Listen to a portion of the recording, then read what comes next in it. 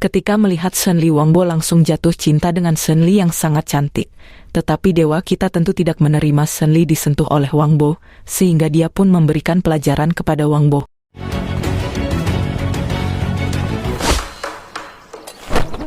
Malam harinya, Wangbo menyelinap ke rumah Xingxi untuk membalas dendam, tapi dia terlibat masuk ke kamar Senli yang membuatnya sangat senang. Tapi Senli tentu memberinya pelajaran.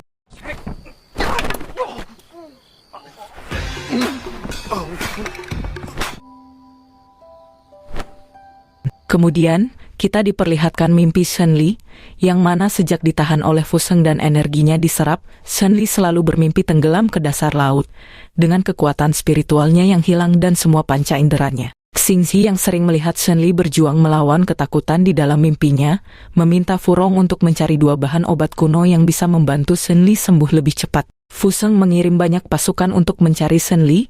Ketika Wangbo melihat lukisan itu, dia pun memberikan informasi tentang keberadaan Senli.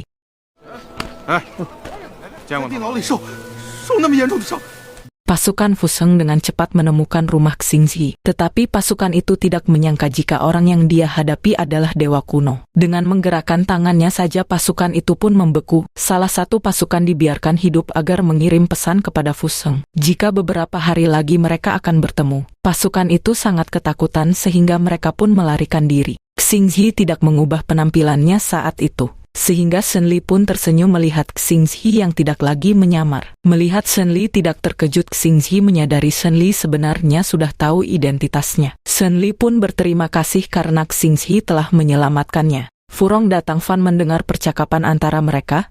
Dia tahu jika dia tidak perlu menyamar lagi, jadi dia memberitahu Xingxi informasi baru yang dia temukan. Yang mana seorang wanita nona jin yang tinggal di pegunungan salju wilayah utara, memiliki 2 bahan obat kuno yang dicari oleh Xingxi. Mendengar itu, Xingxi tentu akan segera pergi ke sana bersama Senli. Fuseng terluka parah dan berlatih seni bela diri sepanjang hari. Untuk meningkatkan kekuatan sihirnya lebih cepat, dia memutuskan untuk pergi ke pegunungan salju untuk menemukan manik-manik spiritual. Senli dan Xingxi berjalan bersama di pegunungan salju. Dalam perjalanan, Xingxi memberitahu Senli tentang nona jin yang merupakan siluman ular emas. Dia memiliki banyak harta kuno dan juga bahan-bahan obat. Senli menyebut nona jin sebagai orang tua yang membuat Xingxi tersinggung, karena dia adalah dewa kuno dan saat ini usianya sudah sangat tua. Senli menyadari dia telah menyinggung Xingxi dan meminta maaf atas kesalahannya itu. Singkat cerita, mereka berdua pun bertemu dengan nona jin,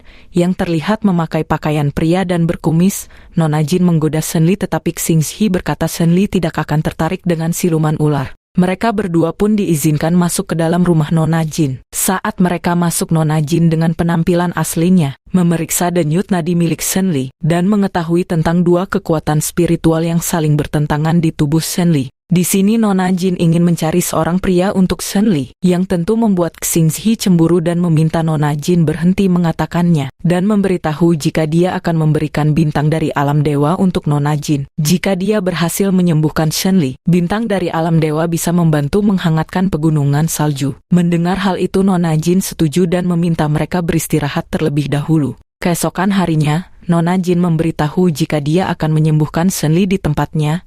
Dia tidak memperbolehkan Xingxi ikut masuk ke tempat penyembuhan itu, dan meminta Xingxi berjaga di luar. Mereka berdua pun masuk dan memulai teknik penyembuhan Senli.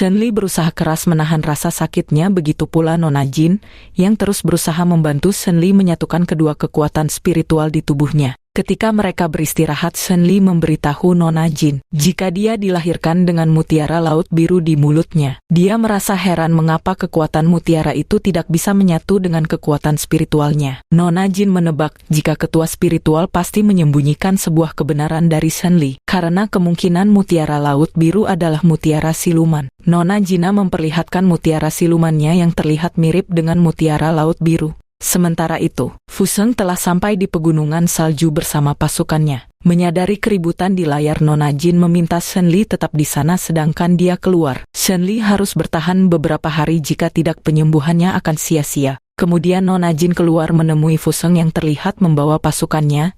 Di sini Fuseng mengincar mutiara siluman milik Nona Jin, dan singkat cerita dia pun memerintahkan bawahannya untuk merebut mutiara itu.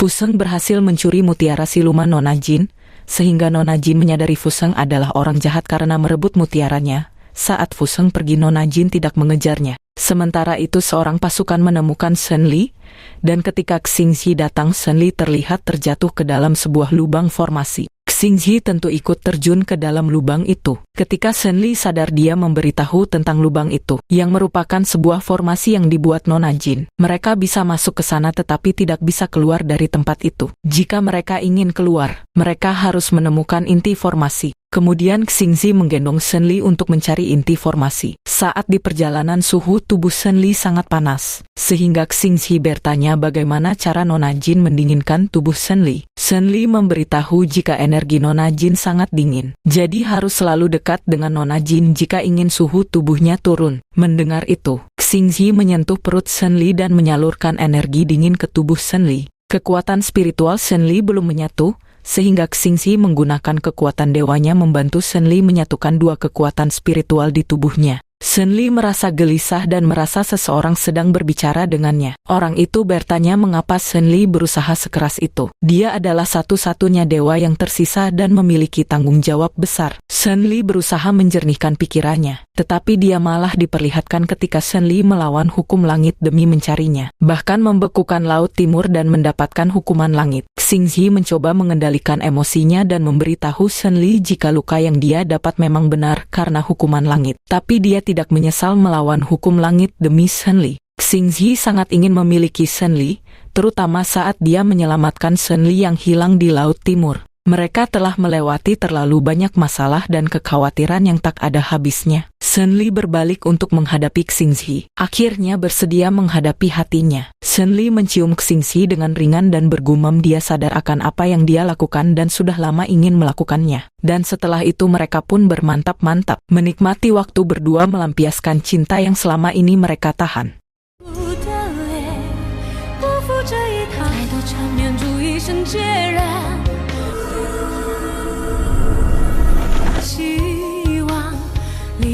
Keesokan harinya, Shen Li bangun dalam pelukan Xingzi. Shen Li meminta maaf atas kejadian mantap-mantap mereka. Mereka tentu tidak tahu apa yang akan menimpa mereka di masa depan, karena seorang dewa kuno telah melawan hukum langit demi seorang wanita. Di sini Xingzi menenangkan Shen Li, berkata dia sangat sadar dengan apa yang dia lakukan. Kemudian, Xingzi menceritakan tentang asal-usul siluman dan monster di kolam kesutian, yang awalnya siluman dan monster hidup berdampingan di alam spiritual. Namun ketua spiritual terdahulu menciptakan banyak monster. Hal itu awalnya baik-baik saja, tetapi suatu hari monster kehilangan kendali, sehingga alam spiritual meminta bantuan alam dewa. Dan akhirnya Xingzi turun tangan membuat segel kolam kesutian. Dia juga menceritakan kisah ketua spiritual saat ini, yang naik tahta setelah ketua spiritual terdahulu disegel dalam kolam kesutian. Shen Li merasa ketua spiritual menyembunyikan sesuatu darinya, tapi dia juga tidak lupa tentang ketua spiritual yang membesarkannya selama ini. Dia tidak akan menyalahkan ketua spiritual jika memang benar dia menyembunyikan sesuatu. Pada saat itu juga Nona Jin akhirnya sampai dan membawa mereka keluar dari sana. Namun tiba-tiba aura di dalam gua menerobos keluar. Nona Jin terkejut melihat itu dan menyadari aura tersebut mendapat kekuatan saat Xingzi dan Shen Li di dalam formasi. Nona Jin menjelaskan jika aura itu merupakan belahan dirinya, jadi dia pun pergi mengejarnya. Saat Nona Jin pergi, Fuseng muncul, karena ternyata dia mengikuti Nona Jin ke sana. Awalnya Fuseng meremehkan mereka berdua karena Xingxi yang terluka parah dan Shenli yang kehilangan bela dirinya. Namun dia tidak tahu jika saat ini Shenli sudah sembuh dan kekuatannya meningkat pesat, karena dua kekuatan spiritual di tubuhnya telah menyatu.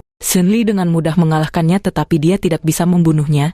Dia masih mengingat semua kenangannya bersama Mo Fang, sehingga Mo Fang berhasil kabur dari sana. Melihat Shenli tidak mau membunuhnya, Xingxi mengejar Mo Fang. Saat itu Mo Fang menceritakan kedekatannya dengan Shenli, yang mana sejak kecil dia dan Shenli sudah bersama, saling melindungi dan bertarung bersama-sama, menghadapi semua kesulitan berdua. Pada awalnya, Mo Fang membenci Shenli karena tidak memiliki keterampilan yang kuat. Tetapi setelah Shenli mencoba melindunginya, Mo Fang mulai mencintainya. Tetapi saat ini dia tidak bisa lagi berbuat apa-apa, karena Fuseng telah memanfaatkan dirinya dan menggunakan tubuhnya. Di sisi lain, Nona Xiao yang tahu tentang Xingxi yang mengambil tombak api Shenli, pergi ke alam dewa untuk merebutnya kembali, tetapi dia tidak bisa dan diusir kembali ke alam spiritual. Tak lama kemudian, Xingxi datang membawa Shenli kembali ke alam dewa. Semua orang terkejut melihat Shenli yang masih hidup. Mereka semua menjadi gugup karena Xingxi datang bersama Shenli. Kaisar Langit menuduh Shenli telah membuat masalah besar karena cintanya pada Xingxi.